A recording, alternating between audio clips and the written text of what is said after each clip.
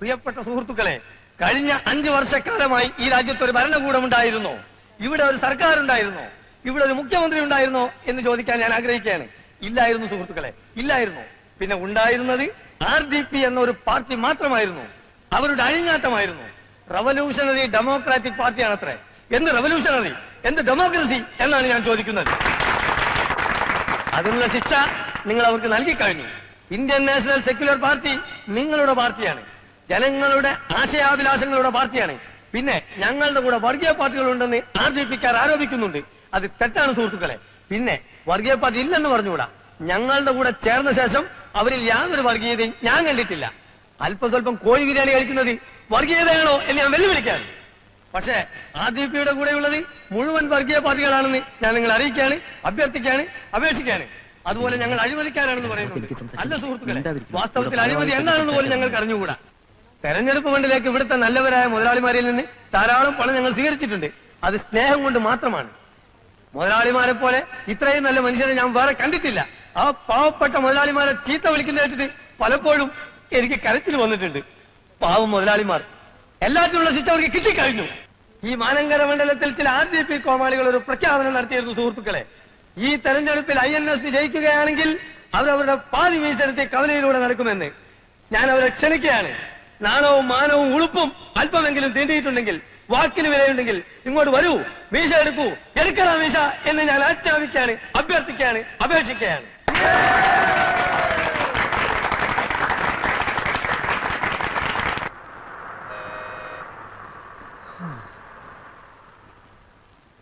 ആ തേണ്ടി RDPയുടെ തൊലി ഇരിക്കുകയാണ് ഉത്തമ. സഹിക്കല്ലാതെ എന്ത് ചെയ്യാം? അവര് ജയിച്ച പാതി മീശ എടുക്കാന്ന് പറഞ്ഞത് കോട്ടപ്പള്ളിയല്ലേ? അതെ, ഇങ്ങനെ ഒരു വിധി എഴുത്തുണ്ടാവുമെന്ന് സ്വപ്നത്തിൽ പോലും വിചാരിച്ചല്ലോ. എന്താ ഉത്തമ ജനങ്ങൾ നമ്മളോട് ഇങ്ങനെ പെരുമാറിയത്? അതെ, ഒരു പാർട്ടിയിലും പെടാത്ത നിഷ്പക്ഷമതികളായ കുറെ ജനങ്ങളുണ്ടല്ലോ, ആ തെണ്ടികളായി ഇത്തവണ നമ്മളെ പറ്റിച്ചത്. നമ്മുടെ ഗവൺമെന്റ് എന്തൊക്കെ ജനങ്ങൾക്ക് കൊടുത്തു? കൂടുതലും വാഗ്ദാനങ്ങളാ കൊടുത്തത്. ഉത്തമ, നമ്മുടെ പാർട്ടിയെ നമ്മൾ തന്നെ വിമർശിക്കരുത്, അതും ഇന്നത്തെ ചുറ്റുപാട്. ഞാൻ ആലോചിച്ചപ്പോ ഒരു കാര്യം തോന്നിപ്പോവാണ്. എന്തേ? ജനങ്ങൾ സമ്പൂർണ്ണ സാക്ഷരത നേടിയതാണ് നമുക്കടിയായത്. എങ്ങനെ? സാക്ഷരത നേടിയപ്പോ ജനങ്ങൾക്ക് വിവരം വന്നല്ലോ. അതുകൊണ്ടാണോ ഇത്തവണ അവർ നമുക്ക് വോട്ട് ചെയ്യാത്തത് എന്നാണ് എന്റെ സംശയം. അത് ശരിയാ, ജനങ്ങൾക്ക് നല്ല ബുദ്ധി വന്നാ പിന്നെ അവരെല്ലാ പാർട്ടിക്കാരെയും കല്ലെറിഞ്ഞ് കൊല്ലാനിടയുണ്ട്.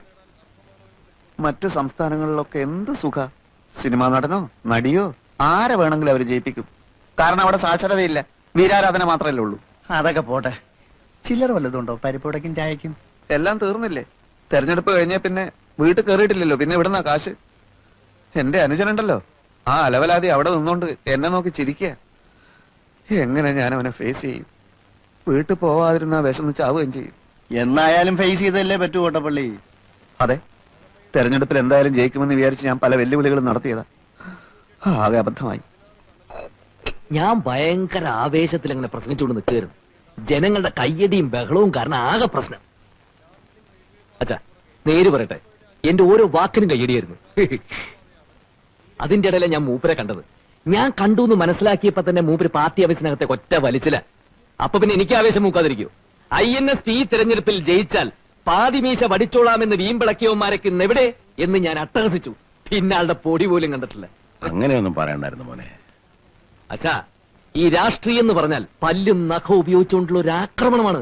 നമ്മൾ മടിച്ചു നിന്നാലേ എതിരാളികൾ നമ്മളെ ആക്രമിക്കും. ഓ അപ്പടിയാ? പിന്നല്ലാതെ.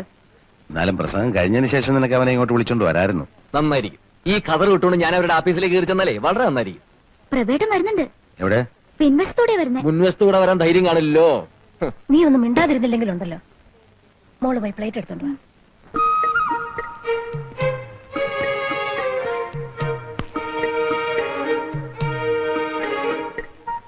എവിടെയായിരുന്നടാ പ്രഭേ നീ? ഞാൻ വന്നിട്ട് ദിവസം എത്രയായി? കരുവാ, ഒന്ന് ഊണ് കഴിക്ക.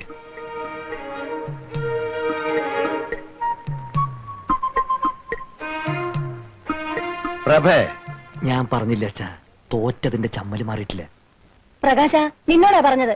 മാനു, നീ എന്ന് വിളിക്കും, വന്ന് ഊണ് കഴിക്കാൻ പറ. ഇവ നാട്ടടക്കി ഇരുന്നാ ഞാൻ വിളിക്കാം. മോനൊന്നും മിണ്ടണ്ട കേട്ടോ. ഇല്ല അച്ഛാ, ഞാനൊന്നും മിണ്ടത്തില്ല.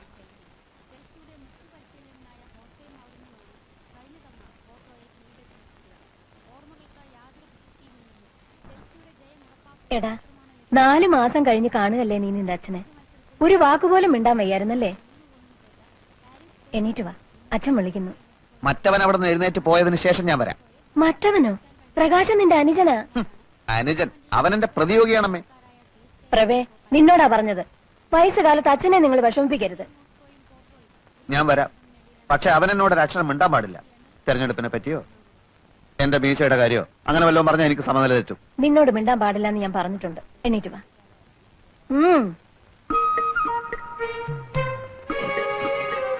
അവൻ എന്നെ നോക്കി ചിരിക്കാനും പാടില്ല. നടക്കട അങ്ങോട്ട്. എന്തോ നാടാ ഇത് നിങ്ങൾ തമ്മിൽ ഇരുന്നൂണ് കഴിക്കും. അച്ഛൻ എപ്പോ വന്നു? ഓ മഹാഭാഗ്യം. ഇപ്പോഴെങ്കിലും ഇതിന്റെ ശബ്ദം ഒന്ന് കേട്ടല്ലോ. അവൻ ഇച്ചിരി മീൻകുളം പോട്. അമ്മേ, ചോറ് ഇത്തിരി കൂടുതൽ വിളമ്പിക്കോ.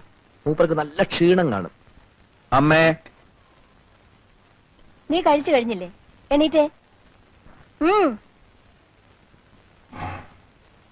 മോനെ, ഒരു തേർതലാകുമ്പോ എന്താന്ന് പറയാ, ഒരു തെരഞ്ഞെടുപ്പ് ആകുമ്പോ ഒരു പാർട്ടി ജയിക്കും, ഒരു പാർട്ടി തോക്കും. എന്നാൽ ഇങ്ങനെ ഉണ്ടാവും ഒരു തോൽവി. എനിക്ക് ചോറ് വേണ്ട. അവിടെ ഇരിക്കടാ.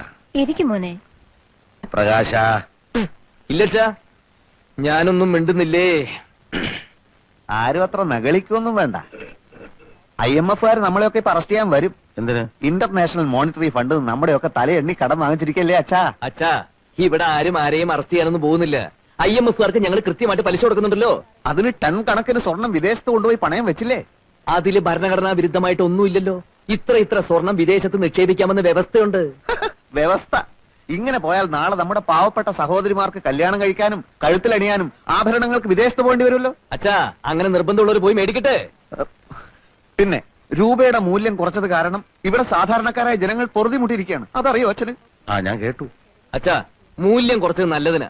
അതിനനുസരിച്ച് ഇവിടെ ഡോളർ കുന്നുകൂടും, വ്യവസായശാലകൾ ഉയരും. 5 വർഷം കൊണ്ട് നമ്മുടെ രാജ്യം ഒരു ഹരിത സ്വർഗ ഭൂമിയാവും. 6 മാസം കൊണ്ട് ഈ ഗവൺമെന്റ് മൂക്കും കുത്തി താഴെ വീഴും. വായും പൊളിച്ചിരുന്നാ മതി. അങ്ങാടി തോറ്റന് അമ്മയുടെ അടുത്ത് കുതിര കയറുന്നതിന്. പ്രകാശ, അമ്മയൊന്നും ഉണ്ടായിരുന്നേ. ഞങ്ങൾ ജയിച്ചതേ ജനങ്ങൾക്ക് ഞങ്ങളെ വേണമെന്നുള്ളതുകൊണ്ടാ. പിന്നെ വലിയ ആനക്കാര്യങ്ങളാണല്ലോ നിങ്ങൾ ചെയ്തു കൂട്ടിയത്. നിക്കാരഗ്വയിലെ ഒട്ടേകയെ പുറത്താക്കി കുത്തക മുതലാളിമാരായ അമേരിക്ക ഒരു പാവ ഗവൺമെന്റിനെ സൃഷ്ടിച്ചു. റുമേനിയയിലും മറ്റൊന്നല്ല സംഭവിച്ചത്. ജർമ്മനിയെ നിങ്ങൾ തകർത്തു. പക്ഷെ വിയറ്റ്നാമിലെയും കംബോഡിയയിലെയും വടക്കൻ കൊറിയയിലെയും ജനങ്ങൾ ഞങ്ങളുടെ ആവേശമാണെന്ന് നീ മനസ്സിലാക്കി. ഇവിടുത്തെ കാര്യം പറയുമ്പോ എന്തിനാ അന്താരാഷ്ട്രത്തിലേക്ക് ഓടുന്നത്? മനുഷ്യന്റെ കഥ എല്ലായിടത്തും ഒന്നാണടാ. ഇന്റർനാഷണൽ പൊളിറ്റിക്സിനെ പറ്റി ഒന്നും അറിയില്ലെങ്കിൽ ചിലക്കാതെ ഒരിടത്തിരുന്നോ? അറിയില്ലെന്നോ? ചോദിക്ക്, ഞാൻ പറയാം. ഹംഗറിയിൽ എന്ത് സംഭവിച്ചു? മൂരാച്ചി എന്ന് മുദ്ര കുത്തപ്പെട്ട് 40 കൊല്ലം കുറ്റവാളിയായി ശവപ്പെട്ടി കിടന്ന നേതാവിനെ സത്യം മനസ്സിലാക്കി ജനങ്ങൾ പുറത്തെടുത്തുകൊണ്ട് ആദരിച്ചില്ലേ മനുഷ്യ? ഇനിയും ചോദിക്ക്, പറയാം. പോളണ്ടിൽ എന്ത് സംഭവിച്ചു? പോളണ്ടിനെ പറ്റി നീ ഒരു അക്ഷരം മിണ്ടരുത്. എനിക്കത് ഇഷ്ടമല്ല. സോളിഡാരിറ്റിയും ലാവലേസും കൂടി കുതിച്ചു കയറി അടിയറവ് പറയിപ്പിച്ചില്ലേ? പോളണ്ടിനെ പറ്റി ഇനി നീ മിണ്ടിപ്പോയി ഞാൻ സഹിക്കില്ല. പോളണ്ട് എന്താ ഇയാളുടെ തറവാട് സ്വത്തോ? പോളണ്ട് എന്ന് ഉച്ചരിച്ചാലുണ്ടല്ലോ. ഉച്ചരിച്ചെന്തി? ഉച്ചരിച്ച് നോക്കാം. പ്രകാശ, അച്ഛാ, നീ പോ. പോളണ്ട് ഊണ് കഴിക്ക. വേണ്ട അച്ഛാ, ശരിയാവില്ല. ഇപ്പൊ കണ്ടില്ലേ?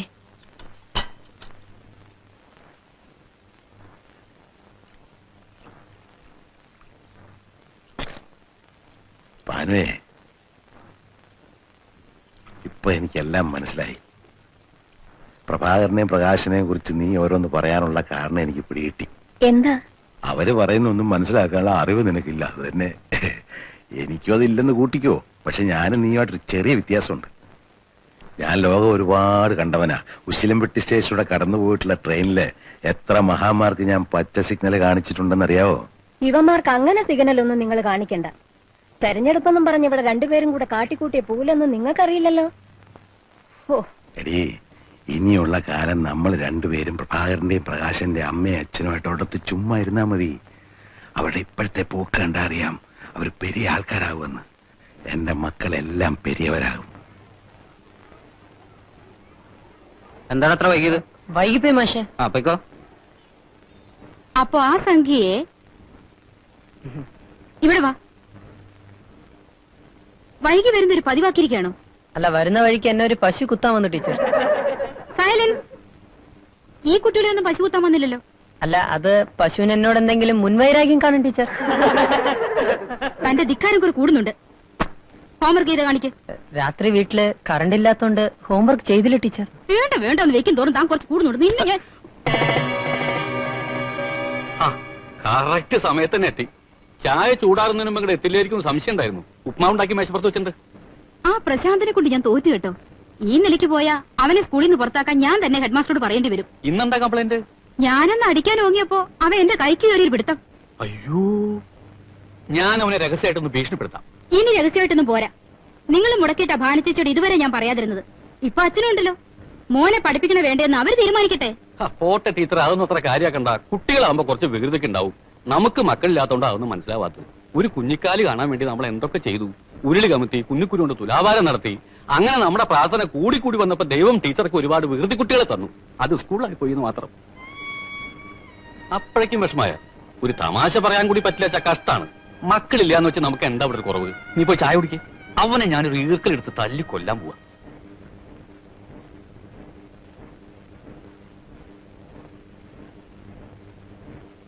ലോ പോയിന്റ് ആണ്.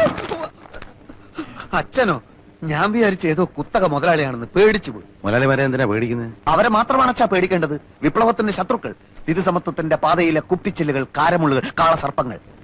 ഇങ്ങനെ പേടിച്ച് പേടിച്ചുള്ളൊരു ജീവിതം നിനക്ക് വേണോ പ്രഭേ? വക്കീൽ ഭാഗം പഠിച്ചിട്ട് നീ എന്താ കോടതി പോവാത്തെ? കോടതി പോകാൻ വേണ്ടി അല്ല അച്ഛൻ ഞാൻ വക്കീലായത്. നേതൃസ്ഥാനത്തേക്ക് ഉയരാൻ ഇപ്പൊ എല്ലാരും LLB എടുക്കണ്ടല്ലോ. സാധാരണക്കാരനല്ലെന്ന് മറ്റുള്ളവരെ തോന്നിക്കാൻ ഇതാണ് അച്ഛാ പറ്റിയ മാർഗം. കോടതി കേസ് ചെയ്യിക്കാനൊക്കെ നല്ല മിടുക്ക് വേണ്ടേ? നീ ലോ പോയിന്റ്സ് ഒക്കെ എഴുതിയെടുക്കാണെന്നാ ഞാൻ കരുതിയത്. അല്ല, ഇത് ഞങ്ങളുടെ താത്വികമായ പുസ്തകങ്ങളാണ്. ഞാനാണിപ്പോ മാനങ്കര മണ്ഡലത്തിലെ പാർട്ടിയുടെ ബുദ്ധിജീവി. സ്റ്റഡി ക്ലാസ്സുകളൊക്കെ എടുക്കുന്നത് ഇപ്പൊ ഞാനാണ്. ബുദ്ധിജീവി ആയില്ലെങ്കിൽ ഭയങ്കര പ്രശ്നമാണ് അച്ഛാ. എന്ത് പ്രശ്നം? സമരത്തിന് പോണം, അടിപിടിക്ക് പോണം, അങ്ങനെ പല രീതിയിലും നമ്മുടെ തടി കേടാകും. ബുദ്ധിജീവി ആകുമ്പോൾ നമ്മൾ പുറകിലിരുന്ന് ചുമ്മാ ആഹ്വാനങ്ങൾ ചെയ്തുകൊണ്ടിരുന്നാൽ മതി. ഫാക്ടറി അടച്ചു പൂട്ടിക്കുക, പോലീസിനെ ആക്രമിക്കുക, മുതലാളിയെ കുത്തിക്കൊല്ലുക. നമ്മളൊന്നും അറിയണ്ടല്ലോ, എല്ലാ അണികൾ ചെയ്തോളും. അപ്പൊ ഈ രാഷ്ട്രീയം എന്ന് പറഞ്ഞാൽ കൊല്ലും കൊലയാണോ? അതായത് മനുഷ്യന്റെ ബേസിക് നീഡ്സ് എന്തൊക്കെയാണ്? Food, clothing, shelter. അതാണല്ലോ. അത് മാറി. ലോകത്ത് എവിടെയെങ്കിലും ഫുഡിന് വേണ്ടിയോ ക്ലോത്തിങ്ങിന് വേണ്ടിയോ ഷെൽട്ടറിന് വേണ്ടിയോ സമരം നടന്നിട്ടുണ്ടോ? അതില്ല. സ്വാതന്ത്ര്യത്തിന് വേണ്ടി നടന്നിട്ടുണ്ട്. സ്വാതന്ത്ര്യത്തിന് വേണ്ടി മാത്രമേ നടന്നിട്ടുള്ളൂ. ഉട്ടോപ്യൻ യുഗത്തിലല്ല നമ്മൾ ജീവിക്കുന്നത്. റിവിഷനിസ്റ്റുകൾ, പ്രോലറ്റേറിയറ്റ്സിന്റെ കാലാകാലങ്ങളായിട്ടുള്ള വിഘടനവാദം. എന്താണ് ഒക്ടോബർ വിപ്ലവം? വാട്ട് ഈസ് ചൈനീസ് മതിൽ? പറയൂ. അച്ഛന് സംശയം തീർക്കാൻ ഞാൻ കുറച്ച് പുസ്തകങ്ങൾ തരാം കേട്ടോ. ഈ ഭരണം കയ്യിലുള്ളപ്പോഴേ പാർട്ടിയെ വളർത്താൻ പറ്റും. അല്ലാതെ ഭരണം പോയിട്ട് പിന്നെ പറഞ്ഞിട്ട് പറയില്ല. പാർട്ടി വളർത്തലും അച്ചടക്കം കൂടി ഒരുമിച്ച് പറഞ്ഞാൽ എന്താ ചെയ്യാ? അതാണ് പ്രശ്നം. പാർട്ടി എന്നൊക്കെ പറഞ്ഞാൽ കുറച്ച് അച്ചടക്കമൊക്കെ വേണമെന്നാണ്. പ്രസിഡന്റ്, ഈ ചൂട്ട് എന്താ ചെയ്യണ്ടേ? ചൂട്ട് നീ കുറേശ്ശെ തിന്നോ. കുത്തിക്കെടുത്തടായി. ഒരു ചൂട്ട് എന്തേന്ന് അറിഞ്ഞുകൂടാത്തവനാണ് ജനസേവനത്തിന് ഇറങ്ങിയിരിക്കുന്നത്. ഇതായിരിക്കും KRPയുടെ അച്ഛൻ. അച്ഛന് മനസ്സിലായില്ലേ? KG പൊതുവാൾ ഞങ്ങളുടെ മണ്ഡലം പ്രസിഡന്റ്. എന്ത് ചോദ്യാണ്? അറിയാണ്ടിരിക്കോ? പ്രത്യേകിച്ച് മാനങ്കര മണ്ഡലത്തിൽ ഒരു വോട്ടർ. നമ്മുടെ പേരെന്താണ്? രാഘവൻ നായർ. മിസ്റ്റർ രാഘവൻ നായർ. ഈ പയ്യനുണ്ടല്ലോ KRP, മിടുക്കനാ. ഇവൻ വലിയവനാകും. ചൂട്ട് കത്തിക്കട്ടെ. ഞങ്ങള് ഒരു വലിയ സന്തോഷ വാർത്ത അറിയിക്കാനാണ് ഈ രാത്രി ഇങ്ങോട്ട് വന്നിട്ടുള്ളത്. എന്താണാവോ? INSPയുടെ ഭാരതയാത്രാ ഫണ്ടിനുള്ള പണപ്പിരിവ് ഉടൻ തുടങ്ങിയ. അത് സാരല്ല, 5000 10,000 എത്രയാണെന്ന് വെച്ചാൽ KRP ഏൽപ്പിച്ചാൽ മതി. അതല്ല ഞങ്ങൾ പറയാൻ വന്നേ. യശ്വന്ത് സഹായിജി ആണല്ലോ ഭാരതയാത്രാ സംഘത്തിന്റെ നേതാവ്. ആരാ? കേട്ടിട്ടില്ലേ? INSPയുടെ ക്യാമ്പയിൻ ജോയിന്റ് സെക്രട്ടറി യശ്വന്ത് സഹായിജി. ഞാൻ കേട്ടിട്ടില്ല. അച്ഛൻ കുറെ കാലം തമിഴ്നാട്ടിലായിരുന്നല്ലോ. അതുകൊണ്ട് തമിഴ്നാട്ടിൽ ജീവിക്കുന്നവർക്ക് ഒരു അഖിലേന്ത്യാ നേതാവിനെ കേട്ടൂടെ? മിസ്റ്റർ നായർ, ഇനിയെങ്കിലും ഞങ്ങളുടെ നേതാക്കന്മാരുടെ പേരുകളൊക്കെ ഒന്ന് ബൈഹാർട്ട് ചെയ്യാൻ ശ്രമിക്കൂ. കത്തിക്കട്ടെ. കൊണ്ടുപോടാ അവിടുന്ന്. അപ്പൊ മിസ്റ്റർ നായർ, അഭിവന്ദ്യനായ സഹായിജി ഈ മാനങ്കരയിലും ഒരു ദിവസം തങ്ങുന്നുണ്ട്. അന്നേ ദിവസം അദ്ദേഹത്തിനുള്ള ലഞ്ച് ഈ വീട്ടിൽ തന്നെ കൊടുക്കണമെന്ന് KRP ഭയങ്കരമായി അപേക്ഷിച്ചുകൊണ്ടിരിക്കുകയാണ്. ഈ ലഞ്ച് തട്ടിയെടുക്കാൻ ഞങ്ങളിൽ തന്നെ പ്രമുഖരായ പലരും കളിക്കുന്നുണ്ട്. നിങ്ങൾക്ക് ഭാഗ്യമുണ്ടെങ്കിൽ സഹായിജി ഈ വീട്ടിൽ നിന്ന് ഉണ്ണു. അച്ഛാ, അങ്ങനെ വല്ല വീട്ടിൽ നിന്ന് ഉണ്ണുന്ന ആളല്ല സഹായിജി. അല്ല പിന്നെ സഹായിച്ച് ഇവിടുന്ന് ഉണ്ണണേ ദൈവത്തോട് പ്രാർത്ഥിച്ചോളൂ. ഞാനും ശ്രമിക്കാം. അപ്പം മറ്റേ KRP ഇനി ചൂട്ട് കത്തിക്കാവോ? എന്നിട്ട് പണ്ടാറടിക്ക ചൂട്ട്.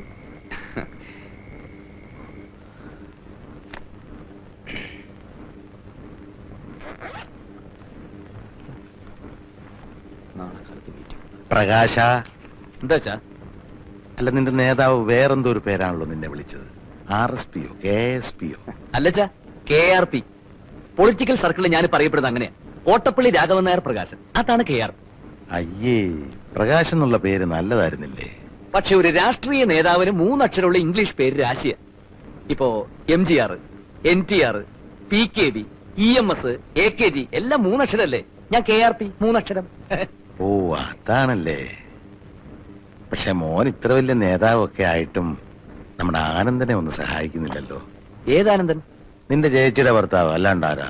ഓ അതാണോ? അച്ഛാ, അളിയൻ ചേട്ടന്റെ കൂടെ കൂട്ടുകൂടി ഞങ്ങളുടെ പാർട്ടിക്കാരെ മുഴുവൻ തല്ലിച്ചതച്ചതാ. അച്ഛനറിയോ, ഇപ്പൊ ഇവിടെ വന്നില്ലേ ഞങ്ങളുടെ മണ്ഡലം പ്രസിഡന്റ് പൊതുവാൾജി? അങ്ങയുടെ ഫ്രണ്ടിൽ തള്ളിയിരിക്കുന്ന 2 പല്ലച്ഛൻ ശ്രദ്ധിച്ചോ? അത് വെപ്പാ, അളിയന്റെ പണിയാ. ഞാൻ അറിഞ്ഞുകൊണ്ട് അളിയന് വല്ല സഹായം ചെയ്താൽ അതെന്റെ പൊളിറ്റിക്കൽ കരിയറിനെ മുഴുവൻ ബാധിക്കും. അച്ഛൻ വേറെ എന്ത് വേണേലും പറഞ്ഞോ. 6 മാസം കൊണ്ട് ഞങ്ങളുടെ മന്ത്രിസഭ വീഴുന്നും പറഞ്ഞ് ചൊറിയും കുത്തിരി ആളിരിക്കുന്നുണ്ടല്ലോ ഇവിടെ. മൂപ്പരോട് പറ അളിയനെ രക്ഷിക്കാൻ. നിങ്ങൾ എന്താണെന്ന് വെച്ചാൽ തീരുമാനിച്ചു. ഒത്തിരി പണം ചെലവാക്കി പഠിപ്പിച്ചിട്ടും 2 ആള് ഒരു ജോലിക്കും പോകുന്നില്ലോ എന്നാ എന്റെ വിഷമം. എന്റെ കാര്യം അച്ഛൻ വിട്ടേക്ക്. അച്ഛാ, ഈ രാഷ്ട്രീയ പ്രവർത്തനം ഇപ്പൊ പഴയതുപോലെ ജയിലിൽ കിടക്കലും സ്വാതന്ത്ര്യം വാങ്ങലൊന്നും അല്ല. പിന്നെ ഞങ്ങൾക്ക് ഇപ്പൊ അധികാരം കയ്യിലുള്ളതുകൊണ്ട് ഒരു പ്രശ്നമില്ല. അച്ഛന് മനസ്സിലായില്ലേ? മറ്റൊന്നും അച്ഛന് ഇപ്പൊ ആലോചിക്കണ്ട. സഹായിച്ചോടെ ലഞ്ച് നമുക്ക് കലക്കണം. അച്ഛാ, അതോടെ KRP എന്നുള്ള പേര് നോർത്ത് ഇന്ത്യ വരെ ഫേമസ് ആവും. അവിടെയാ? പിന്നെ